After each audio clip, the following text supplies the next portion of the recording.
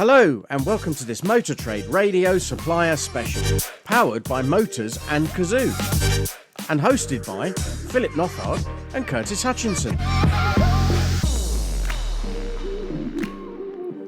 Hello and welcome to our latest Motor Trade Radio Supplier Special.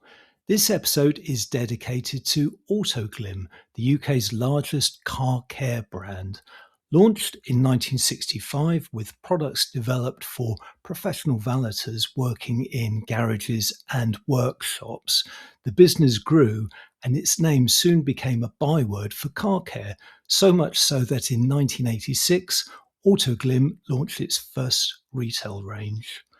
Since then, its popular LifeShine vehicle protection system was launched in 2003 and continues to be sold and applied by franchised and independent vehicle retailers across the UK.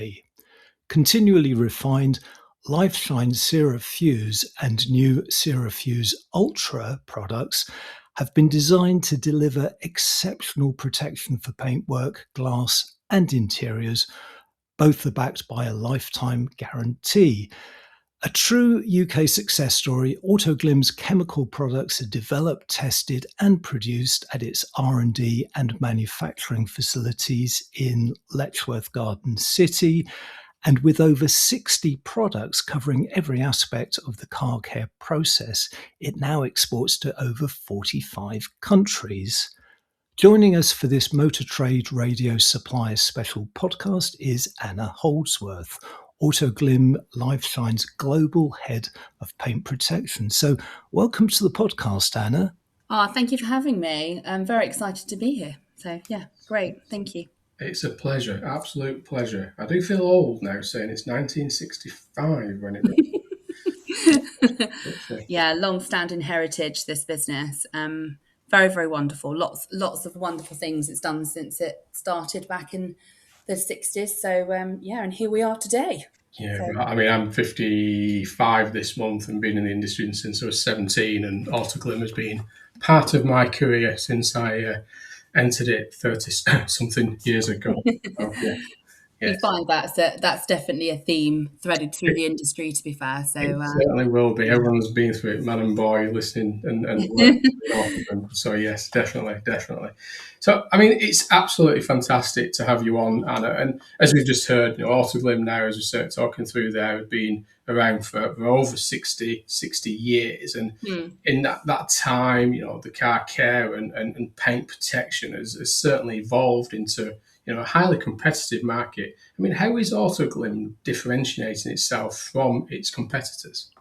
Well, to be fair, you kind of hit the nail on the head a little bit, really, with how long we've been in the industry for. We've got such a deep-rooted fan base, and there aren't many people that I've not met in all of my time, really, in the trade, who haven't touched an Autoglym product, used it, know somebody that doesn't use it. It's just literally, it's threaded through people's lives in some which way, shape or form, for sure. So the fan base and the brand confidence is something that just threads through constantly. So, and I mean, just adding to that before we get to a follow-up, is it's in that consumer space. Well, into consumers understand the Autoglym name and brand now because it's come through that marketplace. Yeah, no, absolutely. I mean, we have thousands of calls a week with customers who just, speak to our customer services team just with how do I use this product and what do I do with this? And, even LifeShine customers are not even making a claim. They're just, into the guts of their aftercare collection and keen to use the products and, sometimes just need a little bit of steering on things. So we're always talking to customers about products and how to help them. So it's just something that becomes a day-to-day thing for us. So. And in terms of, an indication of how many rooftops you're involved with both across, the franchise, independent and car supermarket sector? I think combined it's a couple of thousand. We move and shake around a little bit. We have new partners that come on board. We have people that leave to try something else but end up coming home again. But yeah, a couple of thousand. That's been like that we've seen growth over the last, 4 or 5 years.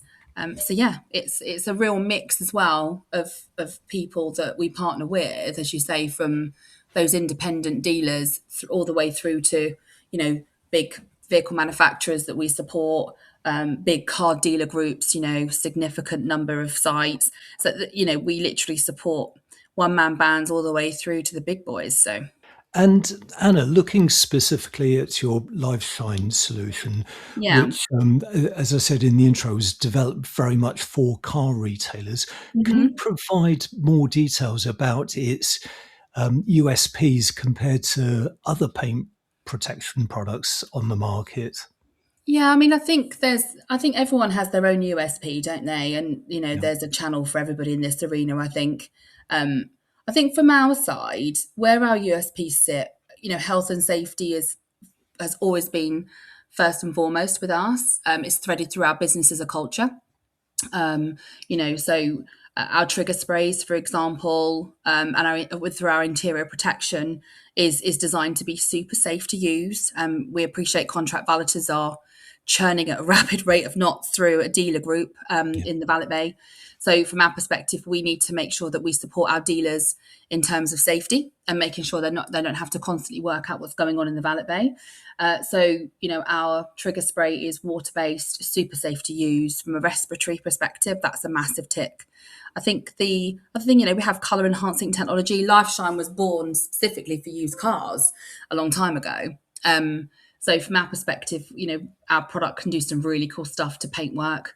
And I think ease of use is such a huge part of it.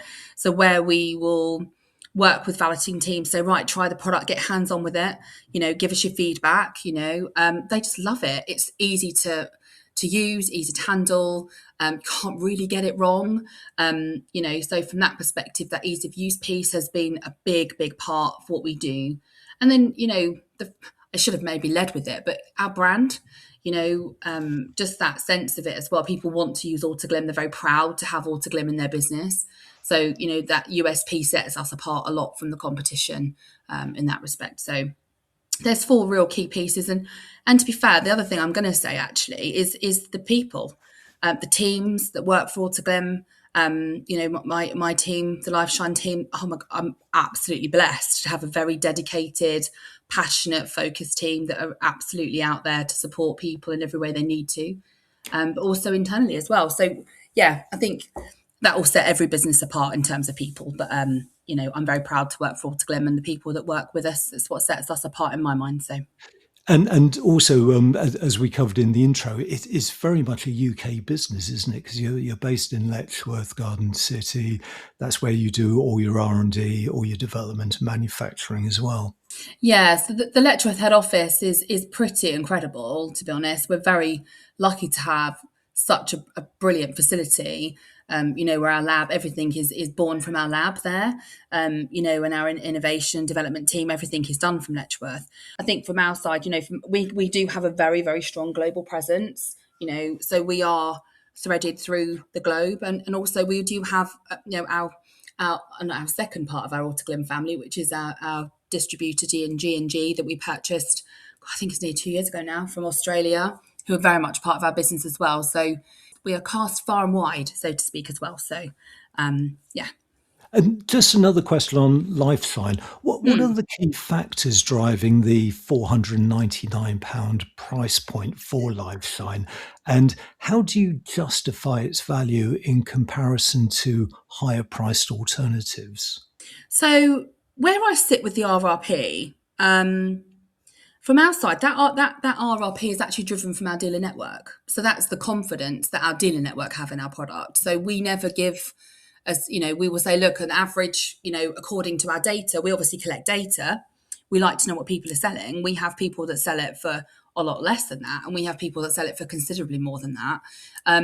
But our middle lane is around that 499 number and has been for a couple of years.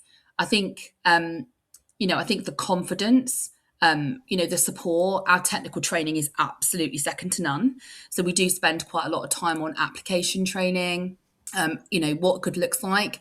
My vision and focus as, you know, head of the department is about customer delight and ensuring that that product is applied correctly each and every time. So we do quite a lot of that with sales teams in driving that confidence piece. But also I think, the dealers, to be honest, drive the RRP. So we will deliver them a fantastic product. And I suppose it's the confidence they see in terms of what they sell it at, if that answers your question. Because we don't say it must be sold for this. We would never do that. But that's kind of the data that we've got back from our network that we supply. But the brand does drive a lot of it. I also think when you look at the market as a whole, it's a bit of not an average price, but a lot of the competitors are also in that arena in terms of pricing. And I think it's the kind of the pricing drug, so to speak, that the dealers are on in terms of margin.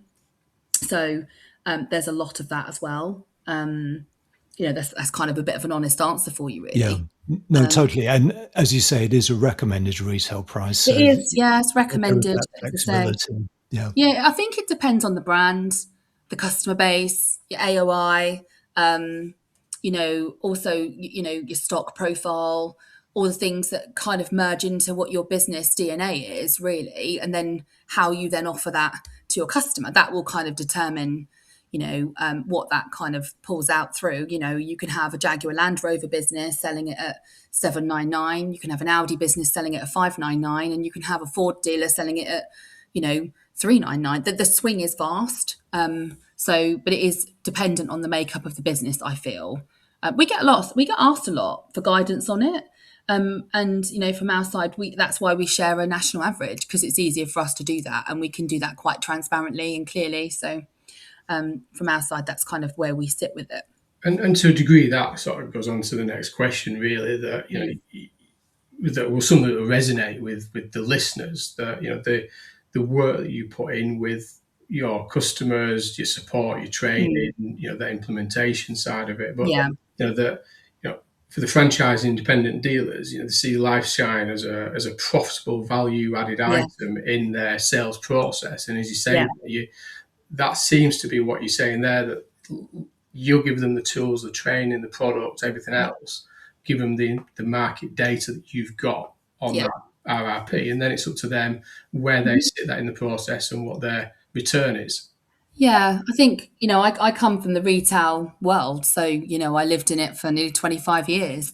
So you understand the customer journey. There's also the treating customer fairly piece, I think, which sits with all of us with our moral compasses these days, and making sure that we're doing things fair and transparently, even though, we're not a regulated product. I still think that there's an integrity piece attached to the selling of any added value product. But from our side, I think it's about understanding what the dealers need, listening to what they need, setting them up really well in terms of a sales process so that the customer is really aware of what they're buying. If a customer's going in and buying a £130,000 Range Rover, the expectation is that things are more expensive. That kind of is how it is. But then if you go into a used car site that's got an average invoice price of, £25,000, the swing is always going to be different. So we will always just advise and take them on that journey, and just give them the help and support they need, so that actually it's about the customer and how they can set themselves apart from the competition. And Autoglym will always do that in the terms of, customer confidence. So it's kind of how we come at it from that angle, if that makes sense. Yeah, and is that a key? Is that a strategy of Autoglym, that it builds trust with customers without directly focusing on that dealer profitability, that dealer margin? That it's about giving them the brand backup, the brand strength that you offer alongside it. To because as I said earlier, it's an increasingly competitive market, but you've got 65 years of knowledge and expertise and continually developing.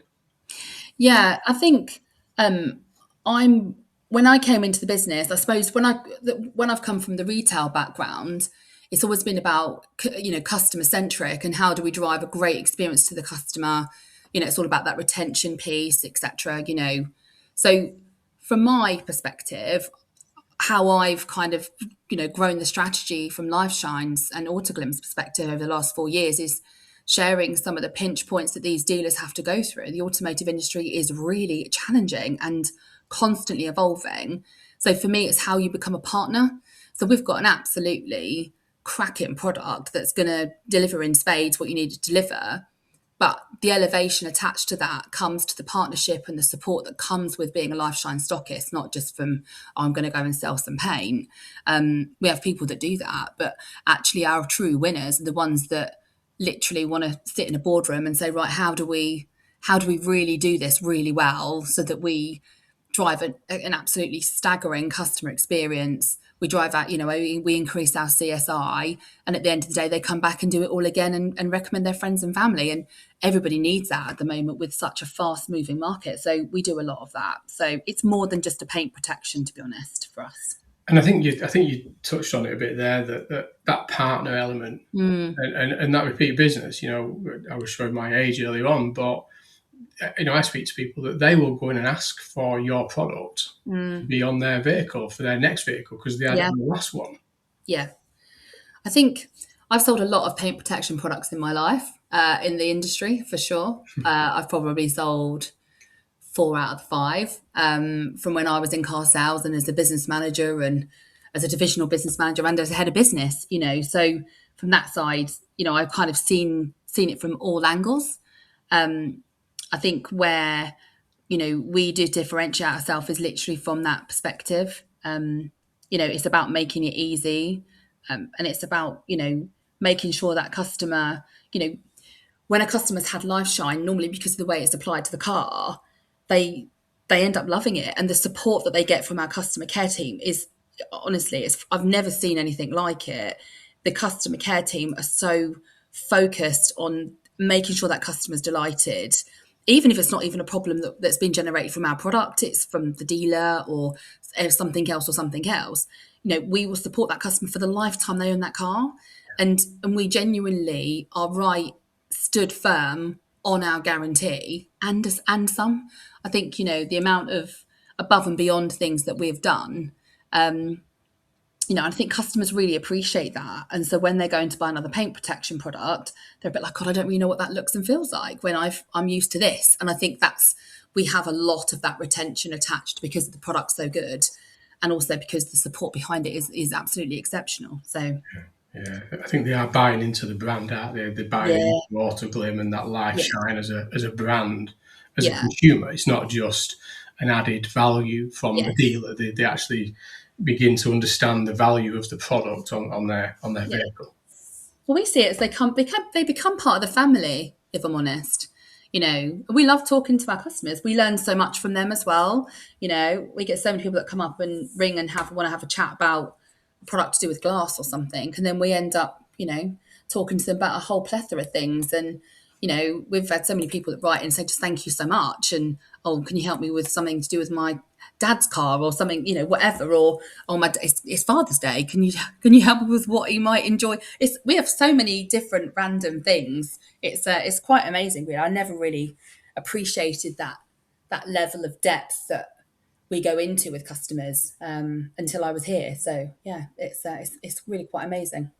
Fantastic. But we'll be back with more from Anna and how Autoglym is working with dealers after this short break. You're listening to a Motor Trade Radio Supplier Special, powered by Motors and Kazoo. Welcome back to this Supplier Special with Autoglym. Anna, with the rise of electric vehicles, how do you see dealerships' customer touchpoints evolving? And what role can Autoglym play in maintaining those long-term customer loyalty beyond paint protection? Oh, wow, that's a really good question. I think the EV part is absolutely massive in the transition with automotive. I think how I see it for me is I'm not just about a sales department. I'm kind of where can we help elevate all parts of the business. I think service and parts departments are going to take an absolute battering, as we know, with the reduction of combustion engines.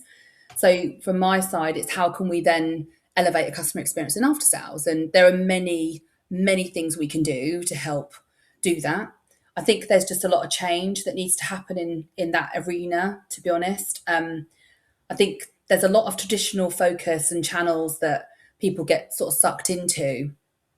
But there is a fear of how do we do things differently. I'm very much all on board of the change and transformation piece. I think there's lots of things we can do in terms of sales and inquiry management processes. I'm always open to having a really quirky conversation about how can we do things differently, because I think if we don't evolve, some people are going to get really stuck in the mud, because I've never seen this industry moving at the rapid rate of knots it is, I have to say. So from our side, it's a big one. So there are lots of different things we can do. We're set up for sales, after sales, Motability, fleet, leasing, online, offline channels, you name it. We can work with a dealer if they're looking to do something differently. And just with our partners as well that we work with to help elevate things. I've got dealers that come to me and say, I need an EV warranty. I don't really know what to do. This one doesn't cover this, this and this, but we're partnered with Warranty Solutions Group, who are a warranty solutions-based provider, and they're used to working out, what needs to be put together for somebody to help them create a really, packed warranty that's going to support their business. There's so many different things we can do as a business. I think it's just about looking at where that barrier is really affecting that business. And if EV and hybrid, sales are causing that big problem, I think, there are lots of things we can do. And I think one of the other things that I'm probably not really homing in on deeply enough is the sustainability piece. I think there's a massive change in consumer mindsets in terms of sustainability. And, we made a significant change in our aftercare collection. And the reason I should have probably picked up on it is the feedback we've had on our transition. We used to have a bag. So when I first joined with the business, we had a bag. We've now moved to a carton, which is fully recyclable. And the amount of feedback we have from customers and from dealers that just say, actually, when I'm selling an EV, the sustainability message attached to your product is really strong, and it actually really supports the message. It just threads through what that customer's journey is. So there's loads of things we can do. I don't know if that answers your question, actually. No, I do tend to go off on a tangent. does. Yeah, no, it does. And you picked up on sustainability, and that's such an important issue. Certainly in our industry and across other sectors. But that sounds as though it's possibly resonating more with customers now than it did maybe 5 years ago. I think the sales execs as well. I think if I think about, I'm God, a terrible thing to say, but I'm very much a V8 girl. I always will be. But I do appreciate the electric. I'm just about to. My other half just bought an EV. This is our first full EV, and I'm getting a plug-in hybrid. So we've moved into that transition together, and it's really challenging for customers to kind of go, what does this look and feel like for me? But I know that I'm on a sustainability journey personally, and I'm keen to do the best I can. And I think if you, from a sales exec's perspective, you're always looking to have a different message to talk to your customer about, and how do you build a rapport? How do you build a connection? It's all of that sort of thing. And it sounds really crazy. It's an aftercare collection that gets given to a customer at the end of a journey. But a lot of these salespeople that are really switched on are using the sustainability message attached to the after sales collection to build the value in the product. And then it generates that, the confidence with the customer, and they end up buying into the product. And I know it sounds crazy, but that happens all the time. And we hear about that. I love that sort of stuff. So whatever we can do to help support, that transition, we're absolutely, ripe and ready for it, really. You have to leave the V8 in the garage for the weekends. I know. Sorry, it's probably that was the wrong time to bring up the V8. But, no, certainly not. Certainly not. Still We're all like that in our hearts. It's all right. Don't worry. But I do love that sustainability, and as you say, as being grown up with the bags, as you referred to, but as you say, in that new world, as interiors of vehicles are becoming more sustainable in the materials they use, but actually, throwing a non-sustainable, bag. And as you say there, those sales individuals that really understand the product, really understand the brand and what you do, it doesn't become a end of the process, or would you like kind of conversation. It's part of the process from start to finish in the conversation the salespeople are having with the customers, isn't it? I think one of the biggest things as well, leaning on that sustainability piece, which I probably should, again, sorry, I do this. One of the things that I've kind of been very used to and molded into is showroom CI. And so we're very, very respectful of that.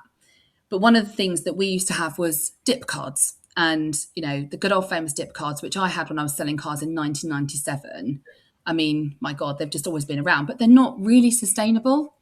How they're made, how they're produced, what they do, they just get thrown. It's just awful. So one of the things that was introduced about 3 years ago is we introduced a hero car approach. It was kind of launched when we moved from the bag into the carton, and it creates destination for the sales exec to take the customer in the showroom. Rather than actually sitting at a desk and using a dip card, which doesn't really do anything. Take the customer to the car, they can look and feel the product. The kids can still pour water in the carpet, and it will do everything it's meant to do to that customer. It will bring it to life in the right way, in a really premium way. The dealers that use this process have also seen really significant changes in their performance, because I can't bear physical point of sale. I think when you've got a really beautiful showroom, I don't think you need pull-up banners and all these things that just flood the showroom with noise. I think you can create a really nice premium way of showcasing the products. So one of the other things that we have done quite a lot of work on is moving into that digital world in terms of how do you present something really beautifully that, impacts the customer in the right way and showcases it to the customer so that it can bring it to life for them. So we've done a lot of work with that, which has been really well received. So, I really wanted to just mention that. So no, it's fantastic, and I'm sure listeners will be thinking a hero car. Those that aren't getting involved at that kind of level. I mean, in terms of, we keep talking about a mature and competitive car care marketplace protection sector. I mean, what opportunities do you now see arising for Autoglym? Oh, some of these there's some things I can't tell you about. I'm very excited. It's like an exclusive, but we'll have to I'd love to have done something like that with you. There is, we're really excited about the future of what we're doing. We've got a very clear 3-year plan in how we're looking to execute things in the car care market. I think one of the things that, I'm really keen to always say is anyone wants to do something a bit crazy, come and talk to me. Reach out to us. We're always open to ideas, etc. We know the route that we want to go. And there will be things coming out in the next hopefully this year, really, in terms of next steps, but also beyond that, because we've got to evolve. Because you're right, paint protection has been around for such a long time. How do you do something a bit different?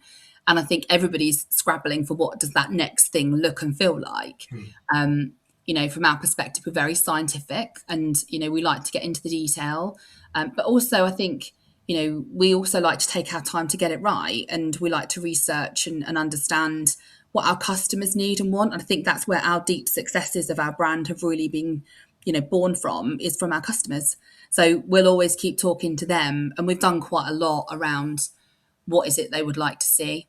We've launched CeraFuse ULTRA, which is a cracking product, and the first 2-tier ceramic that Autoglym have ever done. But what does our next level of ceramic look like, and our next level of added value products to the dealers? Well, have to wait and see for that one. So watch out for that one, Curtis. We get an embargoed release on that one. It is super exciting, though. That's all I'll say. We nearly got it, Phil. I'm sorry. No, I feel bad. No, not at all. I mean, and we talk a lot about the new entrant brands entering the market, particularly in the UK here. I mean, how important is it for you as a business, to have these, getting involved with these new entrants as they enter the UK market? They've never been in this market before. They may not necessarily be aware of your product, your brand, and the heritage and everything that you were talking about before in terms of what you're involved with, that sustainability side. Well, you say that actually. We've been approached by so many of these. I think the thing for me, it's quite common knowledge. We've recently become BYD's preferred partner. Huge entrant into the market in terms of vehicles, and just the amount of registrations that brand is pulling out is absolutely staggering. But I think from our side, I think a lot of them are coming to us and asking for standards around what can you do to help us in terms of paint? Paint standards. They're struggling with standards in that respect. I think everyone that's got any vehicle manufacturer under their belt will understand the difficulties with paint, full stop. So we get a lot of people coming to us asking us for help with that. And I think, from our perspective, they're really important to us. To be fair, they're really important. Everybody has, we cherish every relationship that we have with any brand partner. And everyone's going through a challenge, whether, it's a new entrant into the market. That in itself is a huge challenge, and it's about representation and reputation and getting it right. That's massive. Or whether you've got a well-established, vehicle manufacturer in the business, the network, and you think, how the hell do I navigate this with these pricing and payments and rates and support? Because everybody's in a very different place. It's, so we welcome any partnership. I think for us, it gives us knowledge, and it gives us the chance to do things a bit differently, which we love to do. And it gives us a challenge. And, from us, that's what keeps me going, I have to say. So, yes, everyone's very different. Let's put it that way. I mean, well, yes. I mean, you brushed it slightly there in terms of that partnership with BYD, and I would say that's sort of. So let's go back to that, because you have just announced. I mean, it's as you mentioned, it's a big deal. It's a big volume operation area. Just here in the UK, put aside what they're doing in Europe and South America. But I mean, can you tell us a little bit more about that? Because they've swiftly entered the UK market, taking market share alongside other new entrants, I must say. But that they've picked you as their partner, and you're working with them, and what you've just been touching on there. Can you tell us a little bit more about that? Yeah, certainly. Happy to. So, the conversations we had with BYD were very focused on preparation of the vehicle. They talked quite a lot about paint standards. I think their contact that I work with directly comes from the trade, and I think he's so aware of, he wanted something really different, and he wanted a proper program that was built on customer authenticity, around how do we work together as a team, how do we drive a really excellent experience, and how do we sort out some of the paint problems that we have on these cars, and how do we get the valeters to do it right. So the program we've written for BYD is completely different. It's called the Vault, and it's available to all the BYD dealers in the network, and it comes with various channels of support. So you obviously have your sales channel, which is, a completely different pricing structure to what we've ever done. It's a really nice customer pricing and package. But then second to that, it's been very, very underpinned by preparation standards, working with the valeting bay, delivering the customer an exceptional looking car that's going to keep looking like that for the lifetime of their ownership. That was such a key message. And then there's all the lovely bits. They loved the digitalization. They wanted bespoke, digital content. They wanted ease for their network. And we've delivered all of that quite easily to them. So, but working in partnership with them around what is it they want to see, and then really creating something with a bit of meaning behind it from their perspective. So that's where the Vault's been kind of born from, really. It was really nice to work with them. So. Brilliant. So, I mean, with all this in mind, I mean, it's been fascinating to say. I mean, I've grown up with Autoglym and subsequently with LifeShine, and I think I've probably got some somewhere. Sold off. I have probably got some somewhere stashed away or something. Anyway, what's the best way for any listeners that have not been involved with Autoglym in any way? And if they're interested in knowing more about how they can work with yourselves, what's the best way for them to get in touch with you? They can get in touch with me on LinkedIn directly, or you can, by all means, contact me on my work phone. Are you able to share contact details at the end of this podcast? Or? Yeah, certainly. No, we can share them now if you've got them. Oh, okay, certainly. So people can give me a call on my work phone, which is 07831 273044. My email address is A Houldsworth, and my surname, just for those that aren't aware of it, is HOULDSWORTH. So don't miss the U out or it won't get to me. So A Houldsworth at autoglym.com. No, it's absolutely fascinating. Fantastic to speak to you, Anna. And Thank you. That's great. And so, I'm sure people will be getting in touch to hear more. Yeah, I'd love to hear from anybody. If you want to have a conversation about how we can do things a bit differently, really look forward to hearing from you. And let's connect and have a chat and do things a bit differently, or how can we do things the same but in a slightly better way? Maybe, I don't know. Whatever. So open to suggestions, or notes on a postcard, as they say. and don't forget that Anna likes quirky conversations. I do. I love a quirky conversation. Yep, it's why not? It's where you learn, isn't it? And it's just come up with some different stuff. It's lovely. It's what drives change. So it's good. Well, look, Anna, it's been great having you on the podcast. Thank many you. Thanks for Pleasure to joining be us, here. and many thanks to you for listening to this Motor Trade Radio Supplier Special with Autoglym.